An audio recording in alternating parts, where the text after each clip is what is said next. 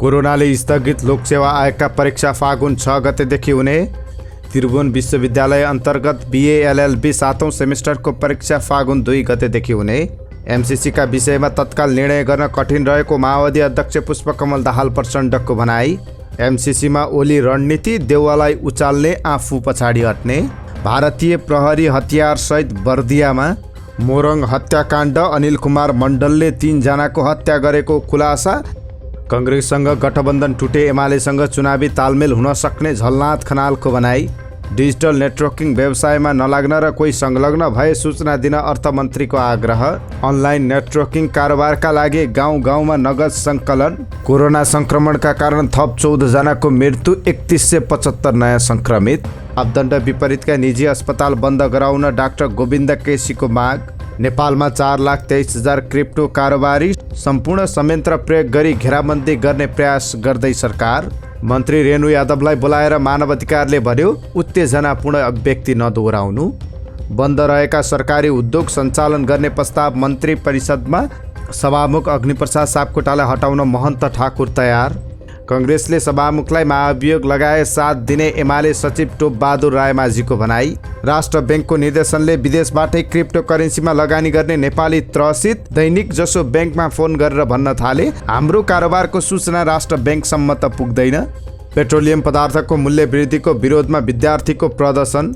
मलद्वारभित्र 1 kilo सुन हिँड्न असजिलो भएपछि पक्राउ परे दावा छिरिङ शेर्पा। 70 वर्षीय वयस्क जनसङ्ख्यालाई खोप लगाएकोमा WHOले दियो नेपाललाई बधाई। सीके राउत नेतृत्वको जनमत पार्टीको आन्दोलनका कारण पूर्व पश्चिम राजमार्ग दैनिक जसो ठप्प। नेपाली कङ्ग्रेसकी नेत्री सुजाता कोइराला मन्त्री बन्ने करिब निश्चित। 3500 घुस खाने सुब्बा अख्तियारको फन्दामा। तपाईँको कारोबार 7 लाख रुपियाँभन्दा बढी छ, त्यसो भए ख्याल गर्नुहोस् तपाईँ राष्ट्र ब्याङ्कको निगरानीमा हुनुहुन्छ। किन र के कारणले निगरानी गरिरहेको छ, यो सम्बन्धी जानकारी। युट्युबरमाथि कुटपिट गर्ने मेनपावर सञ्चालक ठगी आरोपमा पक्राउ। कञ्चनपुरमा भारतबाट साइकलमा सामान ओसार्नेहरू आन्दोलित। झापा मेचीनगरको जुत्ता फ्याक्ट्रीमा लागेको आगो नियन्त्रणमा, 8 करोडको क्षति भएको अनुमान।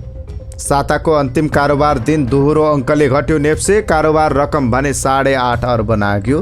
रुस र युक्रेन सम्भावित युद्ध रोक्न अपिल गर्दै शान्ति समाजको प्रदर्शन। बलेफी हाइड्रोले आयोजना प्रभावितहरूलाई IPO 27 गतेदेखि खुल्ला गर्ने।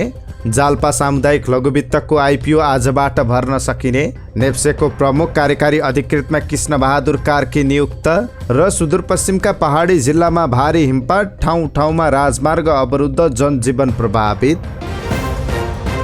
लोकसेवा आयोगले फागुन 6 गतेदेखि परीक्षा गर्ने भएको छ। यसअघि तोकिएका परीक्षाहरू कोरोनाका कारण स्थगित गरिएको थियो। आयोगले सूचना निकालेर परीक्षाको तालिका प्रकाशन गरेको छ। उपसचिव वा सो सरह, शाखा अधिकृत वा सो सरह, स्वास्थ्य सेवातर्फ 7औं, 8औं र 9औं तहको विभिन्न पदका लिखित परीक्षाहरू फागुन 6 गतेदेखि सुरु गर्ने आयोगले निर्णय गरेको छ। स्थगित परीक्षाहरू सञ्चालन गर्ने बुधबार बसेको आयोगको बैठकबाट निर्णय भएको थियो। त्रिभुवन विश्वविद्यालय कानुन संकायको डिन कार्यालयले कोभिडका कारण स्थगित भएको BA LLB को 7औं सेमेस्टरको परीक्षा फागुन 2 गते सञ्चालन गर्ने भएको छ। डिन कार्यालयले परीक्षा समय तालिका जारी गर्दै आइसोलेसनमा बसेको कुनै व्यक्ति परीक्षामा सहभागी हुने भएमा आइसोलेसनमा रहनुपर्ने नेपाल सरकारद्वारा तोकिएको स्वास्थ्य संस्थाको स्वास्थ्य प्रतिवेदन सहितको जानकारी पेश गर्न भनिएको छ। स्वास्थ्य प्रतिवेदन परीक्षा हुने दिनको अघिल्लो दिनसम्म डिन कार्यालयमा बुझाउनु पर्ने र त्यस्ता विद्यार्थीको हकमा अलग्गै बसेर परीक्षा दिने व्यवस्था मिलाउने त्रिभुवन विश्वविद्यालयले जनाएको छ। नेकपा माओवादी केन्द्रका अध्यक्ष पुष्पकमल दाहाल प्रचण्डले अमेरिकी परियोजना मिलेनियम च्यालेन्ज कर्पोरेसन MCC बारे तत्काल निर्णय गर्न कठिन रहेको बताउनु भएको छ। पार्टीको कर्णाली प्रदेश बैठकलाई भर्चुअल सम्बोधन गर्दै उहाँले यही अवस्थामा MCC बारे निर्णय लिन कठिन भएको बताउनु भएको हो। MCC बारे तत्काल निर्णय गर्न कठिन छ। MCC का विभिन्न बुदाहरूमा धेरैजनाको असहमति रहेको छ। ती बुदाहरूलाई संशोधन गरेर हुन्छ वा कसरी हुन्छ, छलफल र विमर्श गरेर मात्र यसबारे निर्णय गर्न सकिन्छ। बैठकमा उहाँले भन्नुभएको छ। उहाँले MCC मा संशोधन गर्ने बुदाबारे सत्तारूढ गठबन्धन दलका नेताहरूबीच छलफल भइरहेको बताउनु भएको छ।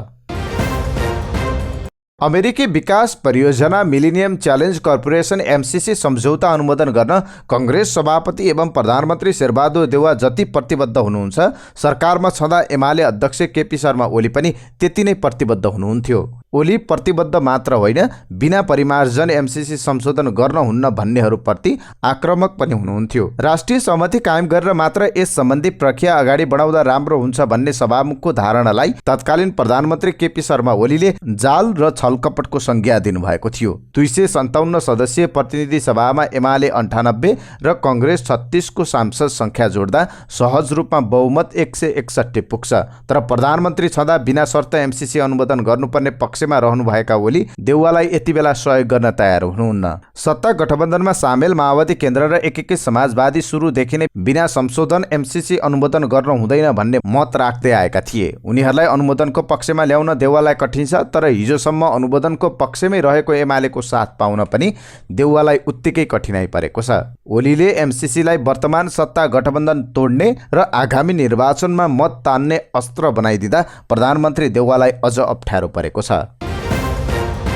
भारतीय प्रहरीका परीक्षक अनाधिकृत रूपमा बिहिबार बेलुकी करिब 5:30 बजे सदरमुकाम गुलरियामा प्रवेश गरेका हुन्।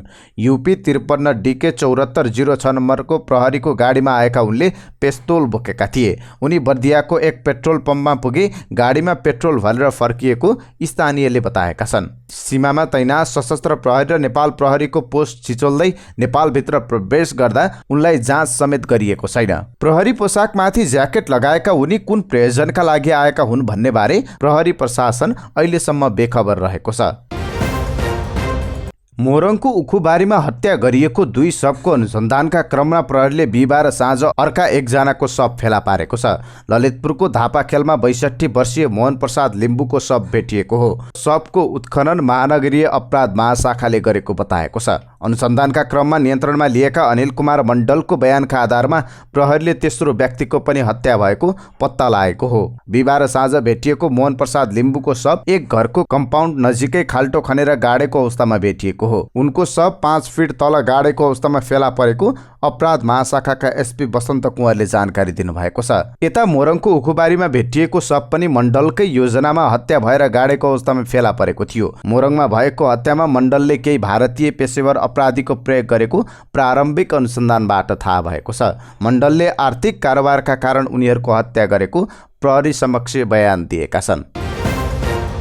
नेकपा एकीकृत समाजवादीका वरिष्ठ नेता झलनाथ खनालले नेपाली कङ्ग्रेससँग गठबन्धन टुटेमा नेकपा एमालेसँग चुनावी तालमेल हुन सक्ने बताउनु भएको छ। गठबन्धन आफूहरूका लागि मात्रै नभई कङ्ग्रेसका लागि पनि अपरिहार्य भएको जिकिर गर्दै वरिष्ठ नेता खनालले केही गरी कङ्ग्रेससँगको सम्बन्ध टुटेमा अरू विकल्पमा जाने बताउनु भएको हो। इमेज च्यानलको कार्यक्रम हट सिटमा कुरा गर्दै नेता खनालले अहिलेकै अवस्थामा एमसीसी पारित नहुने र त्यसैका कारण गठबन्धन नटुट्ने दावी गर्नुभयो। एमसीसीलाई आउँदो चुनावपछि मात्रै संसदमा लैजाने विषयमा गठबन्धन दलबीच सहमति बनेको उहाँको भनाइ थियो। पूर्व परराष्ट्र मन्त्री प्रदीप ग्यावालले एमसीसी सम्बन्धी 8वटा डकुमेन्ट लुकाएको आरोप लगाउँदै उहाँले ती डकुमेन्ट गम्भीर भएकाले आफूहरू झन संवेदनशील बनेको बताउनु भएको छ। एमसीसी पारित नभए पनि गठबन्धन कायम रहने दावी गर्नुभएका नेता खनालले देउवा र ओली बीच मिलन हुनै नसक्ने दावी गर्नुभयो। अर्थमन्त्री जनार्दन शर्माले डिजिटल नेटवर्किङ व्यवसायमा नजोडिन र जोडिएको भए तत्काल छोड्न सबैलाई आग्रह गर्नुभएको छ। बिहिबार माओवादी केन्द्र कर्णाली प्रदेशको भर्चुअल विस्तारित बैठकलाई सम्बोधन गर्दै उहाँले डिजिटल नेटवर्किङको माध्यमबाट देशको पुँजी विदेश पलायन भइरहेकाले त्यस्तो गैर कानुनी गतिविधि नियन्त्रण गर्न सरकारलाई सहयोग गर्न आग्रह गर्नुभयो। कतै कोही व्यक्ति यस व्यवसायमा संलग्न रहेको भए त्यसको सूचना दिएर सरकारलाई सहयोग गर्न समेत अनुरोध गरिएको छ। रोल्पा नगरपालिकामा पुसको अन्तिम साता अपरिचित मान्छेहरूको समूह आए। नगरपालिका कार्यालय नजिकैको गाउँमा बास बसेका उनीहरूले स्थानीयहरूलाई रातिको समयमा भेला पारे। नेपाली रुपियाँ डलरमा साटेर लगानी गर्दा छोटो समयमै धेरै नाफा कमाउने प्रलोभन सहित ती मानिसहरूले गाउँका मान्छेहरूलाई लगानी गर्न उक्साए।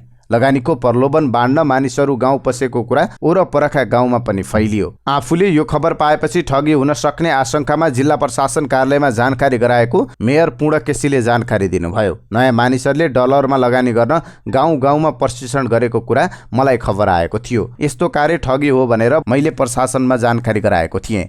नेपाली रुपियाँ सङ्कलन गरेर त्यसलाई अमेरिकी डलरमा साटेर लगानी गर्दा छोटो समयमै प्रशस्त आम्दानी हुने प्रलोभन दिएको पाइएको मेयर केसीले बताउनु भएको छ। दाङको घोराई नगरपालिकाका ग्रामीण बस्तीहरूमा पनि यस्तो धन्दा व्यापक रूपमा फैलिरहेको कर्मचारीहरू बताउँछन्। पछिल्लो 1 महिनादेखि त यो व्यापक रूपमा फैलिरहेको देखियो। ग्रामीण क्षेत्रका महिलाहरूको आकर्षण बढी पाइयो। मजदुरी गर्नेदेखि राम्रो व्यापार व्यवसायमा लागेका र राजनीतिक कर्मी पनि यसमा लागेको पाइएको छ। गाउँका मानिसहरूलाई 1 लाख रुपियाँ लगानी गर्दा मासिक 16,000 रुपियाँ खुत्रुक्क झर्छ भनिएको रहेछ। निश्चित महिनामा लगानी उठ्छ, त्यसपछि बसी बसी पैसा आउँछ भनिएको छ। प्रलोभनमा परेर धेरै मानिसहरूले लगानी गरेको, तर उनीहरू खुल्न चाहँदैनन्। पछिल्लो 24 घण्टामा कोरोना संक्रमणबाट 14 जनाको मृत्यु भएको छ भने थप 3,175 जना कोरोना संक्रमित थपिएका छन्। स्वास्थ्य मन्त्रालयका अनुसार 10,026 जनाको PCR परीक्षण गर्दा 2,742 जनामा र 2,579 जनाको एन्टिजेन परीक्षण गर्दा 433 जना गरी कुल 3,175 जनामा कोरोना भाइरस संक्रमण पुष्टि भएको हो। हाल देशभर 63,296 सक्रिय संक्रमित छन् भने 8,723 जना संक्रमण मुक्त भएका छन्। बिहिबार थपिएसँगै नेपालमा कोरोना संक्रमितको कुल संख्या 10,95,063 पुगेको छ। यस्तै नेपालमा मृत्यु हुनेको संख्या 11,778 पुगेको छ भने 8,87,443 जना संक्रमण मुक्त भएका छन्। चिकित्सा शिक्षा सुधारका अभियन्ता डाक्टर गोविन्द केसीले देशभर खुलेका मापदण्ड बिनाका निजी स्वास्थ्य संस्था बन्द गराउन सरकारलाई आग्रह गर्नुभएको छ। शुक्रबार स्वास्थ्य तथा जनसङ्ख्या मन्त्री विरोध खतिवडालाई 7 बुँदे पत्र लेख्दै उहाँले देशभर पूर्वाधार र पर्याप्त जनशक्ति बिना नै निजी स्वास्थ्य संस्था खुल्ने क्रम बढेको, त्यसबाट बिरामी ठगिने, रोग बल्झिने र बिरामीको मृत्यु हुनेसम्मको अवस्था रहेको बताउनु भएको छ। देशभर नै गाउँदेखि सहरसम्म कुनै पूर्वाधार र जनशक्तिको व्यवस्थापन बिना निजी स्वास्थ्य संस्थाहरू च्याउझैँ सञ्चालनमा आएका छन्। त्यसो गर्नु गैर कानुनी मात्र नभई बिरामीहरू ठगिने, रोग बल्झने, अङ्गभङ्ग हुने र मृत्यु समेत हुने अवस्था रहेकाले देशका सबै तहका स्वास्थ्य संस्थाहरूको चुस्त अनुगमन गरी मापदण्ड विपरीतका स्वास्थ्य संस्थाहरूलाई बन्द गराई दोषीलाई कारबाही गरियोस्, केसीले भन्नुभएको छ। नेपालमा अवैध मानिएको क्रिप्टोकरेन्सी हाइपर फन्ड कारोबारीहरू एकपछि अर्को गरी सार्वजनिक भइरहेका छन्। नेपाली पैसा अवैध रूपमा विदेशिएपछि र डिजिटल नेटवर्किङमा ठगिने बढेपछि सरकारले नियन्त्रणका लागि प्रयास थालेको छ। त्यसका लागि समिति बनाउने तयारी भइरहेको छ र कार्यविधि बनाउन थालिएको अर्थ मन्त्रालयका सचिव मधुकुमार मरासिनले जानकारी दिनुभयो। समितिमा अर्थ मन्त्रालय, नेपाल राष्ट्र ब्याङ्क, नेपाल दूरसञ्चार, राजस्व अनुसन्धान विभाग र प्रहरीको केन्द्रीय अनुसन्धान ब्युरो CIB का प्रतिनिधि सदस्य रहने बताइएको छ। मरासिनले नेपाल प्रेससँग भन्नुभएको छ, क्रिप्टोकरेन्सी, डिजिटल क्यासिनो र डिजिटल नेटवर्किङ लगायतका अवैध धन्दाहरू रोक्नका लागि समिति गठन हुने प्रक्रियामा रहेको छ। अर्थ मन्त्रालयले कसरी, के कुरालाई आधार मान्ने, कारोबार कसरी भइरहेको छ र कारबाही जस्ता कुरा समेटेर कार्यविधि निर्माण भइरहेको छ। समितिको क्षेत्र अधिकार लगायतका विषय कार्यविधिले नै निर्णय गर्ने सचिव मरासिनले बताउनु भएको छ। नेपाल राष्ट्र ब्याङ्कका सूचना अधिकारी नारायण प्रसाद पोखरेलले अवैध कारोबार रोक्न बनाइने जुनसुकै संयन्त्रमाथि भरपूर सहयोग गर्ने बताउनु भएको छ। तर नेपाल राष्ट्र ब्याङ्क आफैले भने छुट्टै समिति गठन गर्न नमिल्ने उहाँले प्रश्न पार्नु भएको छ। सिङ्गापुरको क्रिप्टो पेमेन्ट गेटवे AAA सार्वजनिक गरेको एक प्रतिवेदन अनुसार नेपालमा 1.45% जनसङ्ख्याको क्रिप्टोकरेन्सीमा लगानी रहेको छ। AAA विश्वभर भएका क्रिप्टोकरेन्सी प्रयोगकर्ताको विषयमा हालै नयाँ प्रतिवेदन सार्वजनिक गरेको हो। त्यसमा नेपाल पनि समेटिएको थियो। सो प्रतिवेदन अनुसार नेपालमा 4,23,840 जना क्रिप्टो प्रयोगकर्ताहरू रहेको उल्लेख छ। उत्तेजना फैलाउने अभिव्यक्ति दिएको विषयमा राष्ट्रिय मानव अधिकार आयोगले बिहिबार भौतिक पूर्वाधार तथा यातायात मन्त्री रेणुकुमारी यादवलाई बोलाएर छलफल गरेको छ। छलफलमा आयोगका अध्यक्ष तप बहादुर मगर र सदस्यहरूले मन्त्री जस्तो जिम्मेवार पदमा रहेको व्यक्तिले हिंसालाई बढावा दिने र सामाजिक सद्भावमा खलल पुर्याउने खालको र उत्तेजनापूर्ण अभिव्यक्ति दिनु गलत हुने बताएका थिए। आयोगका प्रवक्ता डाक्टर टिकाराम पोखरेलका अनुसार आयोगका अध्यक्ष र सदस्यहरूले राजनीतिक प्रतिस्पर्धालाई स्वस्थ र हिंसारहित बनाउनु पर्ने भन्दै भविष्यमा यस प्रकारका अभिव्यक्ति नदोहोऱ्याउन मन्त्री यादवलाई निर्देशन दिएको छ। बन्द रहेका सरकारी उद्योगहरू पुनः सञ्चालन गर्ने सम्बन्धी प्रस्ताव मन्त्री परिषदमा पुगेको छ। उद्योगहरू सञ्चालनको मोडालिटी तयार गरी त्यसको निर्णय गराउन मन्त्री परिषदमा अर्थमन्त्री जनार्दन शर्माले सो प्रस्ताव पेश गर्नुभएको हो। विशेष गरी त्यसमा निजी क्षेत्रसँग सहकार्य गरी उद्योगहरू सञ्चालन गर्ने मोडालिटी तयार गरिएको छ। उद्योग वाणिज्य तथा आपूर्ति मन्त्रालयले सञ्चालनको मोडालिटी तयार गरेको थियो। सो मोडालिटी अनुसार अर्थमन्त्री शर्माले सञ्चालनको कार्यविधि समेत तयार गरेर मन्त्री परिषदमा पेश गर्नुभएको हो। सभामुख अग्निप्रसाद सापकोटालाई हटाउने भित्री तयारीले गति लिएको छ। उनलाई हटाउन लोकतान्त्रिक समाजवादी पार्टी पनि तयार भएको बुझिएको छ। विश्वस्त स्रोतका अनुसार लोसपा अध्यक्ष महन्त ठाकुरले सभामुख हटाउने प्रस्ताव आए 7 दिने आश्वासन दिइसक्नु भएको छ। यसबारे उनले नेकपा एमालेका नेतृत्वसँग पनि विभिन्न माध्यमबाट छलफल अगाडि बढाउनु भएको छ। सभामुख हटाउने प्रस्ताव ल्याउन नेकपा एमाले आन्तरिक तयारी गरिरहेको छ। एमाले काङ्ग्रेसले 7 दिने निश्चित भए सभामुख हटाउन 1/4 सांसदको समर्थनमा प्रस्ताव दर्ताको तयारी समेत गरिरहेको छ। प्रमुख प्रतिपक्ष नेकपा एमालेका सचिव टोप बहादुर रायमाझीले नेपाली कङ्ग्रेसले सभामुख अग्निप्रसाद सापकोटा विरुद्ध महाअभियोगको प्रस्ताव ल्याए आफूहरूले 7 दिने बताउनु भएको छ। यद्यपि आफूहरूले नै अग्रसर भएर महाअभियोग लगाउने बारे नसोचेको उहाँले प्रश्न पार्नु भएको छ। बिहिबार राजधानीमा आयोजित कार्यक्रममा रायमाझीले सभामुखलाई हटाउँदा नै राम्रो हुने बताउनुभयो। सभामुख विधिसम्मत रूपमा छल्नु भएन। यदि कङ्ग्रेसले महाअभियोग लगायो भने हामी साथ दिन्छौँ। हामी आफैले महाअभियोग लगाउने बारे सोचेका छैनौँ। महाअभियोग लगाउन हामीसँग बहुमत पनि छैन। नेपाल राष्ट्र ब्याङ्कले विदेशमा रहेका नेपालीले समेत क्रिप्टो करेन्सीमा लगानी गर्न नपाउने सूचना जारी गरेपछि विदेशमा रहेका नेपालीहरू त्रसित बनेका छन्। उनीहरूले ब्याङ्क वित्तीय संस्थामा फोन गरी क्रिप्टो करेन्सी तथा नेटवर्किङ कारोबारमा आफूहरू संलग्न रहेको भन्दै यसबारे राष्ट्र ब्याङ्कमा जानकारी हुने वा नहुने भन्ने जिज्ञासा राख्ने गरेका छन्। आफूले गरेको कारोबारको रेकर्ड ब्याङ्क तथा वित्तीय संस्थाको खाताबाट देखिन्छ वा देखिँदैन भन्दै Dubai, Qatar, Saudi, Japan, Europe, America लगायतका मुलुकहरूमा रहेका नेपालीहरूबाट फोन आउन थालेको ब्याङ्कका कर्मचारीले बताउँछन्।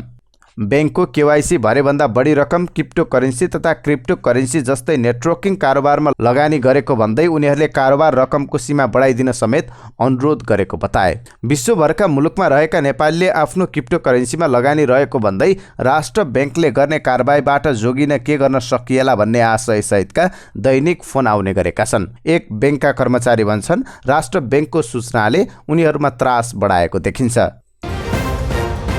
पेट्रोलियम पदार्थको मूल्य वृद्धि विरुद्ध एमाले निकट विद्यार्थी संगठन अनि राजस्व ब्युरोले प्रदर्शन गरेको छ।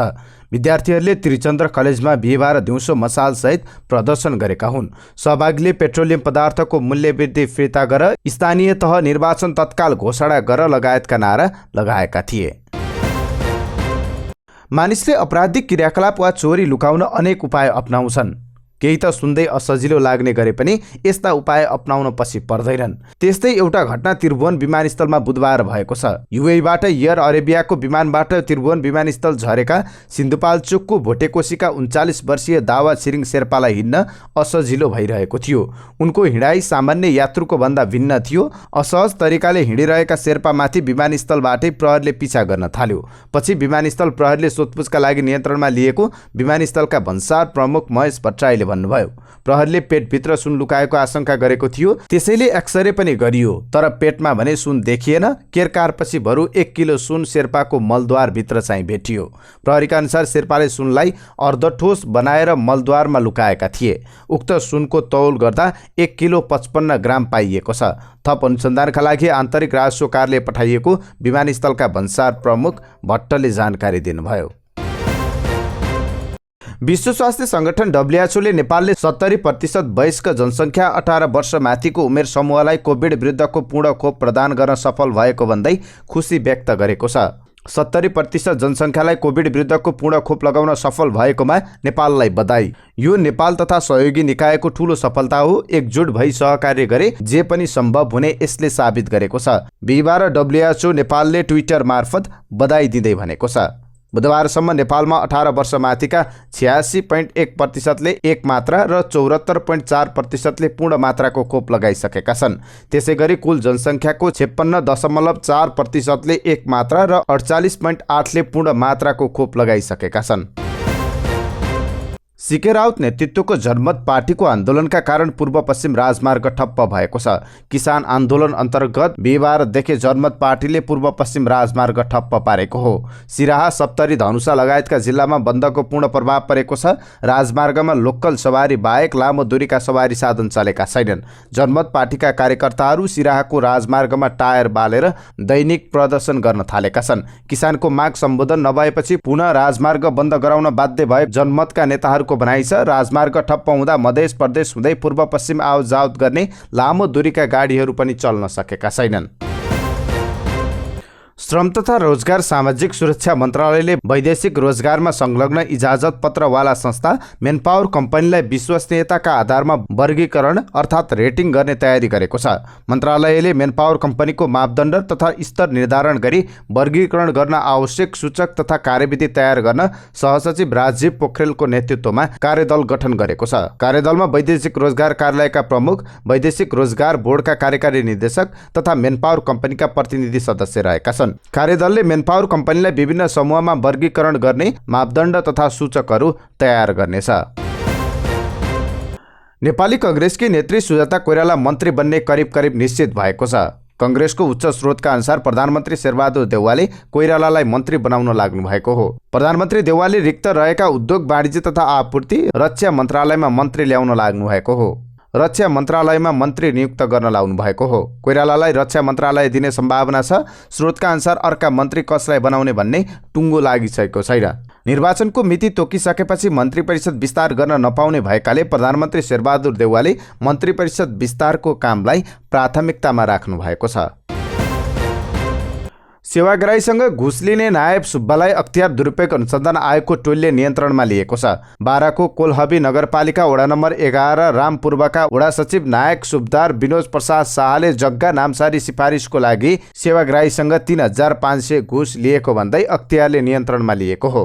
उनलाई आयोगको हेटौँडा कार्यालयबाट खटिएका टोलीले उनको कार्यालयबाट नियन्त्रणमा लिएको हो। यसबारे थप अनुसन्धान भइरहेको आयोगले जनाएको छ।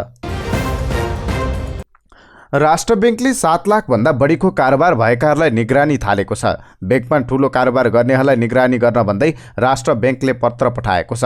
कारोबारको स्रोत पहिचानका लागि नेपाल राष्ट्र ब्याङ्कले चालु आर्थिक वर्ष 6 महिने कारोबारको सुपरिवेशन गर्न लागेको हो। त्यसका लागि वाणिज्य ब्याङ्करलाई केन्द्रीय ब्याङ्कले बुधबार पत्र मार्फत जानकारी मागिसकेको छ। नेपाल राष्ट्र ब्याङ्कले एक पटकमा 7 लाखभन्दा बढी कारोबार हुनेहरूको सम्पत्ति स्रोतबारे 27 वटै ब्याङ्कहरूलाई जानकारी दिन भनेको छ।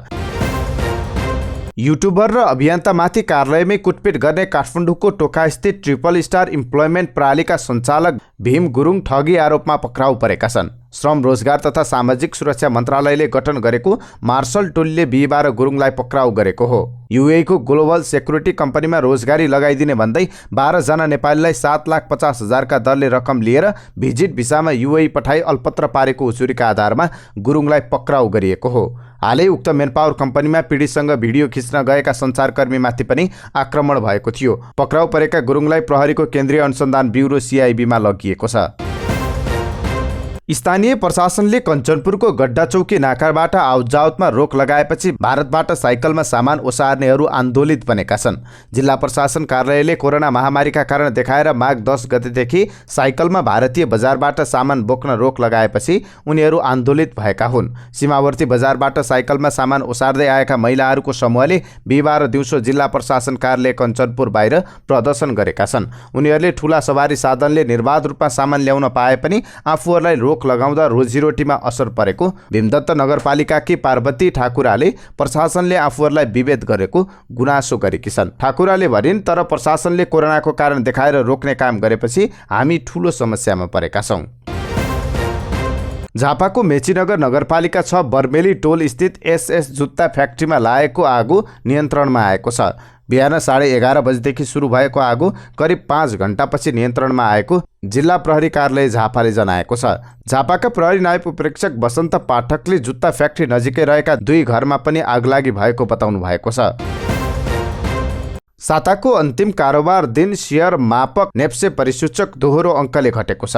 बिहिबार शेयर कारोबार मापक नेप्से परिसूचक 2876.75 अङ्कमा झरेको छ। नेप्से परिसूचकसँगै क वर्गका कम्पनीको कारोबार मापन गर्ने सेन्सेटिभ इन्डेक्स समेत 3.26 अङ्कले घटेको छ। बिहिबार कारोबारको अधिकांश समय हरियो देखिएकोमा अन्तिममा दोहोरो अङ्कले घटेर कारोबार बन्द भएको हो। नेप्से परिसूचक घटे पनि कारोबार रकम भने उचालिएको छ। एकै दिन बिहिबार 8.5 अर्ब माथिको शेयर किनबेच भएको छ। दिनभर भएका 1,08,365 कारोबारबाट 224 कम्पनी धितोपत्रको 1,57,80,713 किता शेयर किनबेच भएको छ, जसबाट कारोबार रकम 8,61,21,74,162 पुगेको छ। बजार घटे पनि धेरैजसो हाइड्रो पावर कम्पनीहरू र निर्जीवन बिमा कम्पनीहरूको शेयर मूल्य उकालो लागेको छ। रुस र युक्रेन बीच सम्भावित युद्ध रोक्न अपिल गर्दै मानव अधिकार तथा शान्ति समाजले बुटोलमा प्रदर्शन गरेको छ। रुस र युक्रेन बीच बढ्दो तनाव अन्त्य गर्न र युद्धको कुनै पनि सम्भावनालाई खारेज गर्न अपिल गर्दै समाजले बुटोलको चौराहामा प्रदर्शन गरेको हो। प्रदर्शनमा सहभागीले रुस र युक्रेनलाई युद्ध रोक्न र जनताको शान्तिको अधिकारको सम्मान गर्न अपिल गरिएका प्लेकार्ड प्रदर्शन गरेका थिए। बफेली हाइड्रो पावर कम्पनी लिमिटेडले आयोजना प्रभावित क्षेत्रका सर्वसाधारणका लागि साधारण शेयर आइपिओ जारी गर्ने भएको छ। आयोजना प्रस्तावित क्षेत्र सिन्धुपाल्चोक जिल्लाको जुगर गाउँपालिका वडा नम्बर 2, 3 र 4 का स्थानीयका लागि आइपिओ जारी गर्ने भएको छ। निष्कासन गरिने कुल शेयरमध्ये 60% अर्थात् 10,96,782 किता आयोजना प्रभावित क्षेत्रका बासिन्दालाई र बाँकी 40% अर्थात् 7,31,118 किता जुगल गाउँपालिका वडा नम्बर 5 र 7, बफेली गाउँपालिकाको वडा नम्बर 1, 3, 6 तथा 7, सुनकोशी गाउँपालिकाको वडा नम्बर 7 का बासिन्दाका लागि निष्कासन गर्न लागेको हो। आइपिओ निष्कासन बन्द छिटोमा फागुन 12 गते हुनेछ भने उक्त समयमा पूर्ण आवेदन नपरेमा फागुन 27 गतेसम्म खुल्ला रहनेछ। आइपिओमा कुमारी ब्याङ्कको जलबिरे शाखा, एनसिसी ब्याङ्कको बाँडे शाखा, ग्लोबल आइएमई ब्याङ्कको चौतारा शाखा, लक्ष्मी ब्याङ्कको चौतारा र खाडी चौर शाखा कार्यालयबाट आवेदन दिन सकिने कम्पनीले बताएको छ। जाल्पा सामुदायिक लघुवित्त वित्तीय संस्थाको आइपिओ आजबाट सुरु भएको छ। संस्थाले 5,22,00,000 रुपियाँ बराबरको 5,22,000 किता आइपिओ जारी गरेको छ। लघुवित्तले निष्कासन गरेको कुल 5,22,000 किता शेयर मध्ये 0.5% अर्थात् 8,000 किता कर्मचारीलाई र सर्वसाधारणलाई छुट्याइएको शेयर मध्येको 5% अर्थात् 26,100 किता सामूहिक लगानी कोषलाई सुरक्षित गरिएको छ। आइपिओमा आजबाट 25 माघसम्म आवेदन दिन पाइनेछ। आइपिओ निष्कासन तथा बिक्री प्रबन्धक प्रभु क्यापिटल लिमिटेड रहेको छ। सरकारले नेपाल स्टक एक्सचेन्ज लिमिटेड नेप्सेको सिइओमा कृष्ण बहादुर कार्कीलाई नियुक्त गरेको छ। गत 17 गते बसेको मन्त्री परिषद बैठकले कार्कीलाई सिइओमा नियुक्त गरेको हो। छनौट समितिले यसअघि 3 जनाको नाम मन्त्री परिषदमा पठाएको थियो। 11 आवेदकहरूबाट 5 जनाको नाम सर्टलिस्ट गरिए पनि तीमध्ये समितिले कार्की, रमेश भण्डारी र केशव श्रेष्ठको नाम सर्टलिस्टमा पारेको थियो। सुदूरपश्चिम प्रदेशका पहाडी जिल्लाहरूमा भारी हिमपात भएपछि जनजीवन प्रभावित बनेको छ। त्यस्तै कैलाली र कञ्चनपुरमा पनि वर्षा भएको छ। पहाडी जिल्लाहरूमा बिहिबार बिहानदेखि वर्षा सुरु भएसँगै दिउँसोबाट हिमपात सुरु भएको थियो। क्षेत्रीय ट्राफिक प्रहरी कार्यालय अतरियाका अनुसार डडेलधुराको साउ खर्क, हगुल्टेको लेक, बैतडीको खप्टे क्षेत्रमा भारी हिमपात भएपछि राजमार्ग अवरुद्ध भएको छ। तत्काल सञ्चालनको सम्भावना नरहेको प्रहरीको भनाइ छ। उता बझाङको देउलेक क्षेत्रमा पनि भारी हिमपात भइरहेको छ। भारी हिमपात भएपछि जनजीवन प्रभावित बनेको छ। हिजो बिहानबाट निरन्तर वर्षा र दिउँसोबाट भारी हिमपात पर्न थालेपछि जनजीवन प्रभावित बनेको छ। चिसोले भन्दा पनि यहाँका स्थानीयलाई सबैभन्दा बढी गाईबस्तु भेडा बाख्राका लागि आहाराको जो गर्न समस्या भएको छ। बाक्लो हिउँ परेपछि घर बाहिर सहजै निस्किन सक्ने अवस्था छैन। कैलाली र कञ्चनपुरमा बुधबारबाट बाक्लो हुस्सो र बिहिबार बिहानबाट वर्षा भएपछि चिसोले जनजीवन प्रभावित बनेको छ।